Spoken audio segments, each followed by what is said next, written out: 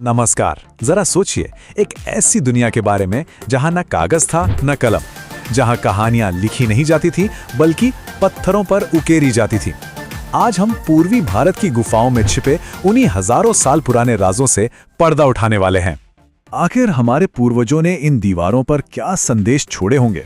वो किस चीज से डरते थे, किसकी पूजा करते थे? देखिए, ये सवाल सिर्फ इतिहासकारों के लिए नहीं है, ये तो हमारी अपनी कहानी का एक हिस्सा है। तो चलिए सुनते हैं कि ये पत्थर हमसे क्या कहते हैं। तो इस सफर को शुरू करने से पहले यह समझना जरूरी है कि यह गुफा कला आखिर है क्या, क्योंकि यह दीवारों पर बनी सिर्फ कुछ तस्वीरें नहीं हैं, ये हमारे इतिहास का कह सकते हैं कि पहला पन्ना है। असल में ये कलाकृतियां हमारे पूर्वजों के छोड़े हुए पहले मैसेज हैं। ये ठीक वैसा है जैसे हम उनकी आंखों से उनकी दुनिया को देख रहे हों, जो हमें उनकी रोजमर्रा की जिंदगी की एक बहुत ही कीमती झलक देती है। मतलब ये चित्र सिर्फ सजावट के लिए नहीं थे, ये तो एक तरह की विजुअल डायरी थे। इनसे पता चलता है कि वो लोग कैसे जीते थे, उनका समाज कैसा था और उनके विश्वास क्या थे।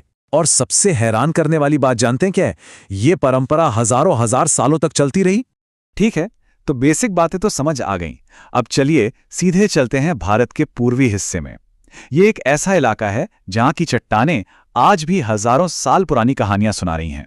पूर्वी भारत की इस कला में ना एक बहुत ही खास बात है।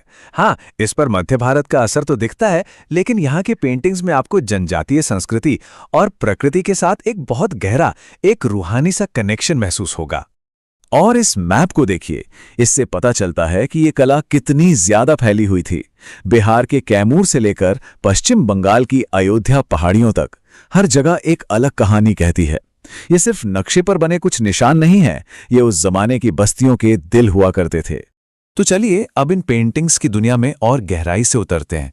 आखिर वो कलाकार क्या बना रहे थे और वो इसे कैसे बना रहे थे?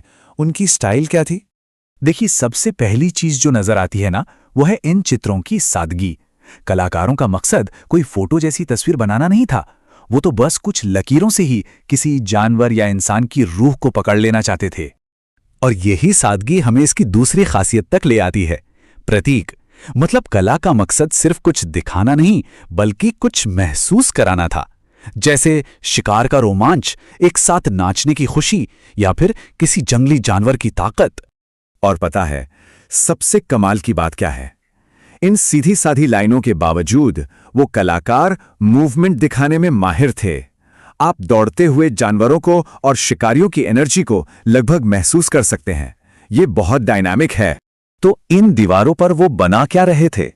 अपनी जिंदगी। एक तरफ शिकार के सीन हैं जो जीने के लिए उनके संघर्ष को दिखाते हैं, तो दूसरी तरफ साथ मिलकर नाचने और जश्न मनाने की तस्वीरें भी हैं जो उनके मजबूत सामाजिक जुड़ाव को दिखाती हैं। अब सवाल ये उठता है कि ये कला बनी कैसे? उन कलाकारों ने आखिर ऐसे कौन से टूल्स और मटेरियल्स का इस्तेमाल किया जो हजारों साल तक टिक गए? इसका जवाब कहीं बाहर नहीं बल्कि उनके आसपास की प्रकृति में ही था। उन्होंने अपने रंग सीधे धरती से लिए। लाल रंग के लिए हीमाटाइट, सफेद के लिए चूना और काले के लिए चारकोल। ये कला सचमुच में अपने पर्यावरण की ही एक देन थी। और पेंट बनाने का तरीका भी बहुत सिंपल लेकिन असरदार था। वो खनिज को पीसते थे, उसे जानवरों की चर्बी या गोंद में मिलाते थे ताकि वो दीवार पर चिपक जाए, और फिर अपनी उंगलियों या किसी टहनी से उसे दीवार पर लगा देते थे। सोचिए, कितना सरल फिर भी कितना टिकाऊ। तो इन हजारों साल पुरानी तस्वीरों का आज हमारे लिए क्या मतलब है? हम इन फीकी पड़ चुकी आकृतियों से आखिर क्या सीख सकते हैं? देखिए, इसको सिर्फ आर्ट समझना एक बहुत बड़ी भूल होगी। ये साक्षात इतिहास है, हमारे पूर्वजों के दिमाग में झांकने वाली एक खिड़की। ये वो दस्तावेज है जो शब्दों के बनने से भी बहुत पहले लिखा गया था। और इसकी विरासत आज भी जिंदा है। पूर्वी भारत की कई आदिवासी और लोक कला की परंपराएं सीधे सीधे इन्हीं गुफा चित्रों से निकली हैं। ये एक ऐसा अटूट धागा है जो हमें हमारे सबसे पुराने पूर्वजों से जोड़ता है। और ये हमें एक आखिरी सवाल पे लाकर छोड़ देता है। जिस तरह हम आज इन प्राचीन चित्रों को समझने की कोशिश कर रहे हैं, जरा सोचिए, भविष्य की पीढ़ियां हमारी आज की कला को कैसे देखेंगी? हमारी तस्वीरें, हमारी फिल्में, हमारी डिजिटल आर्ट, वो हमारे बारे में क्या कहानी कहेंगी? सोचने वाली बात है ना?